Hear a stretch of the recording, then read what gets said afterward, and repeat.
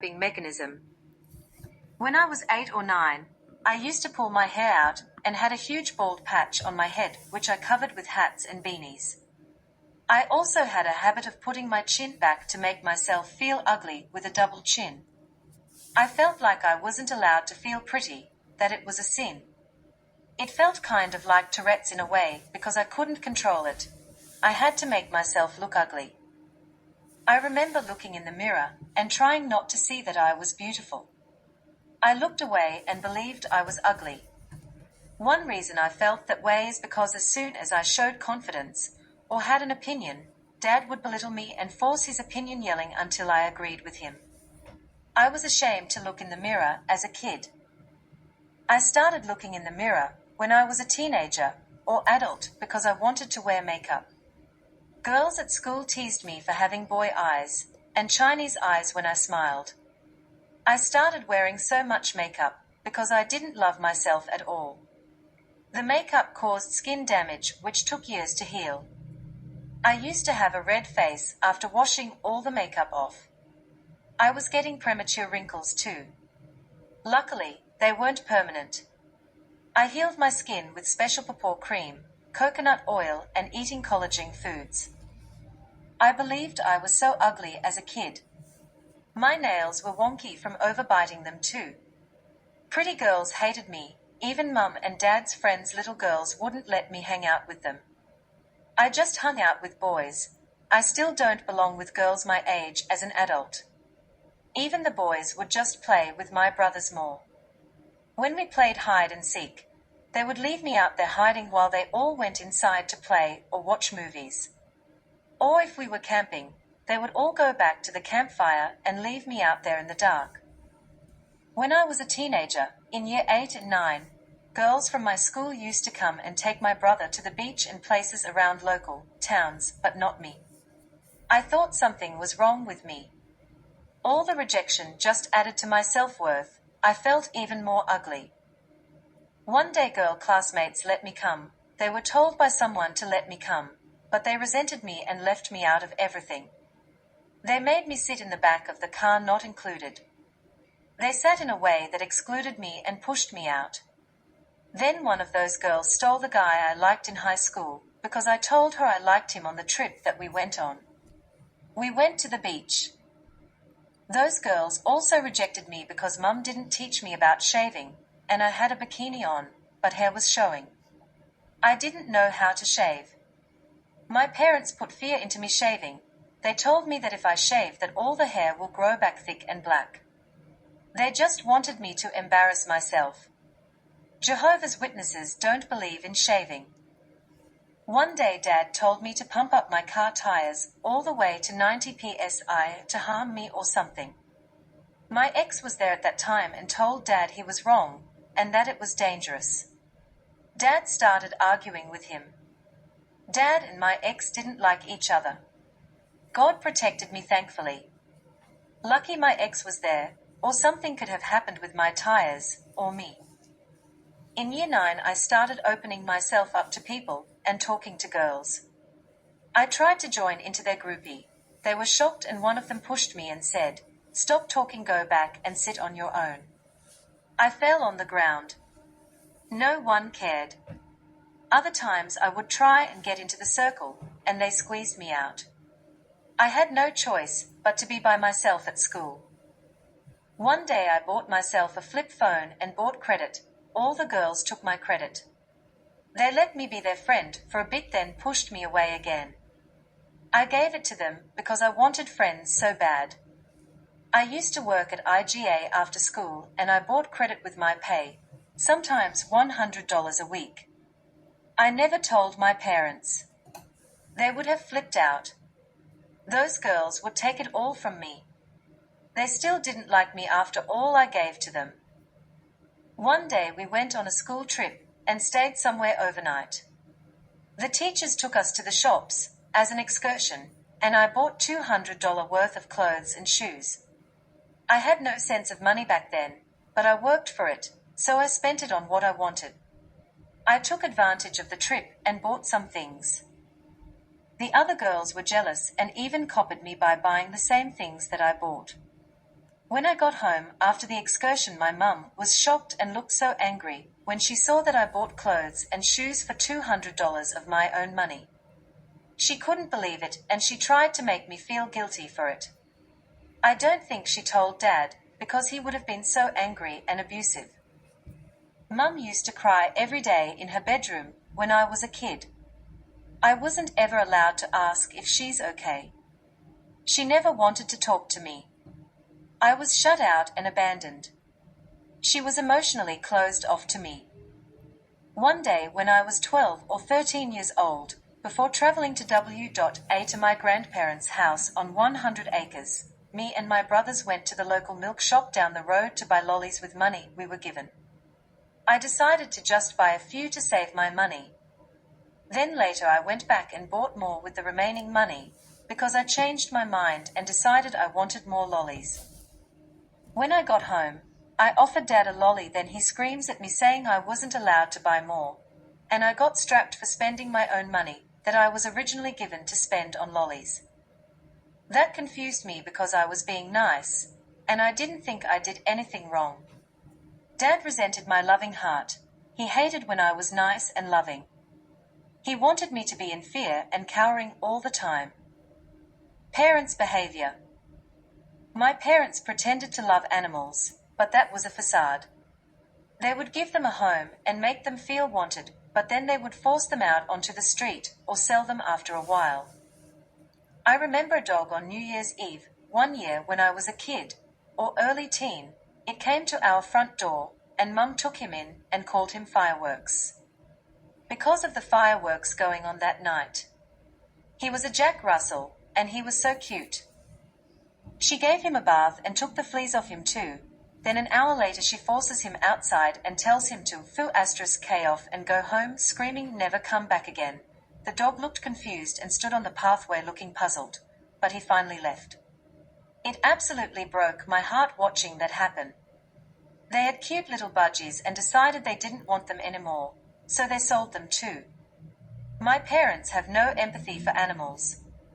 They are just good at pretending to love them. Like how they disowned me, because they easily disown what they no longer want in their life.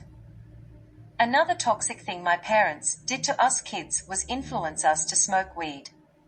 I was 16 when they influenced me to smoke it, which means my brothers were underage when they tried it. One reason my long-term boyfriend broke up with me, one of the times we broke up, was because he was against the idea of me smoking weed. He got angry because his dad had mental issues and committed suicide when my ex was a child. He believed weed causes mental issues, which he is right because it can. A few times when I went over to my parents' house, when I didn't live at home anymore, I would say hi to my brothers, but they were so high from smoking that they didn't even care that I came over to see everyone.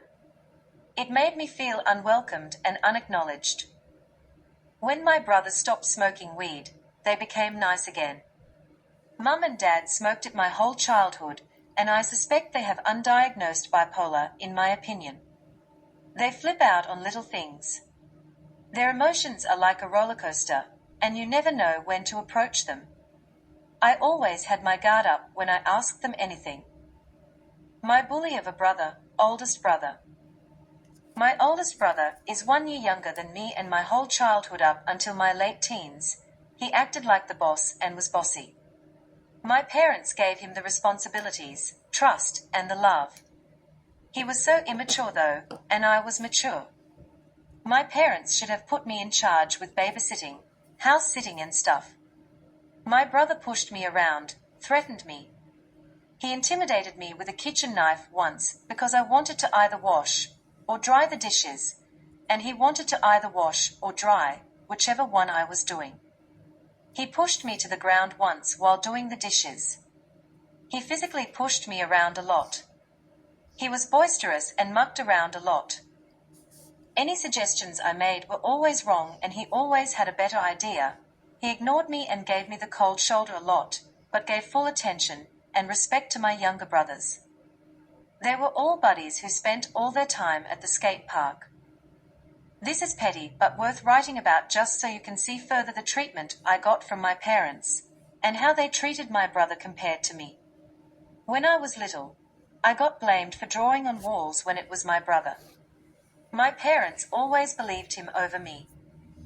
I want to go more into about when my oldest brother destroyed my drum set. I was learning drums and my old boss, from the shoe shop I was working at, was teaching me drum lessons, and I bought a drum set from my old boss. It was originally quite an expensive drum set too. I got it cheaper because my old boss was generous and genuinely wanted me to succeed. My oldest brother stole it off me and played on my drums all day every day, and it sounded bad and out of beat. He smashed a hole in my drums and never apologized. Instead, my parents took his side of the story. I couldn't learn drums anymore. He ruined it for me. He was the golden child, and I was the outcast. I had to answer to him, and he got away with destroying everything good in my life. My brother thought his friend used him to get to me when his friend asked me out. His friend at that time was my first boyfriend. I loved him so much. Girls used me to get to him too, so it goes both ways, but he resented me because apparently I was stealing his friends. At the first high school, one of his friends liked me. He came over to see me more than my brother. But girls did that to me. They would come over to see my brother and use me to get to him. I didn't resent my brother. I just hated those girls. I looked up to my brother a lot because he was treated special, and he was so confident. At the same time, I couldn't get along with him. I just looked up to him and wished I had his confidence. One time, when my family traveled across Australia, my parents put me and my two youngest brothers in the back of an enclosed ute tray. I don't think my sister was born yet. She could have been though. The ute had a middle window, but that window didn't open. My oldest brother got to be comfortably sitting in the front seat all the way across Australia, while me and my other brothers were uncomfortable in the back tray. My oldest brother got given lollies, which he would tease me with through the window with. When me and brothers were sitting in the car tray, we had to smell a dirty nappy all the way. The nappy must have been from my youngest brother. He was still little. I felt so neglected and unloved. That was a terrible experience for me. Oldest brother suspicious suicide attempt. One day my oldest brother and my parents got drunk. My oldest brother was found hanging in the backyard shed. I didn't see it happen. I don't think I was there, but it feels like I was because being told the details was so surreal that I imagined it all so vividly. I was in shock. When he was found, Mum or Dad found him. Mum tried to resuscitate him, and she called an ambulance. He regained consciousness, but was delusional and spaced out. He was taken to a hospital. Dad changed the story about the light being on in the shed where my brother tried to attempt suicide, which made me suspicious of him, and I was thinking that he was involved in his attempted suicide somehow. The other reason I have these suspicions is because when he was in the hospital, Dad had no empathy. He was joking around and mucking around with my sister and younger brothers, not taking it seriously. My brother almost died, and my dad didn't even care. He was more worried about himself and put the attention onto himself. I have no proof and I don't expect anyone to have my opinion. It's just my intuition and my own feelings about the incident. When my brother was sent to the mental health unit after regaining strength, they evaluated him and said he was fine. He was let out because he was mentally okay apparently. Why was he let out when he clearly wasn't okay? How can my brother act like nothing even happened after all that had happened, and putting the family through all that worry? My long-term ex wouldn't let me see my brother in hospital. I kept saying all day that I wanted to go see him, because at the time he was dying, and I didn't know if he was going to make it.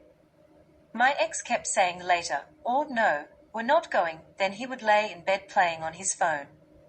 It got to 3 p.m. or something, then I said, I'm going to go see him myself. Then at the last minute my ex decided to come, but I wasn't allowed to drive. He set the navigation to the wrong location on purpose. which was an extra hour distance to the middle of a newly built suburb. I was so angry at him. We finally got to the hospital at around 6 p.m. When I saw my brother, it was shocking and traumatizing seeing him in that state. He was unconscious with tubes coming out everywhere. I had a feeling intuitively that he would be okay. And he was okay, so my intuition was right.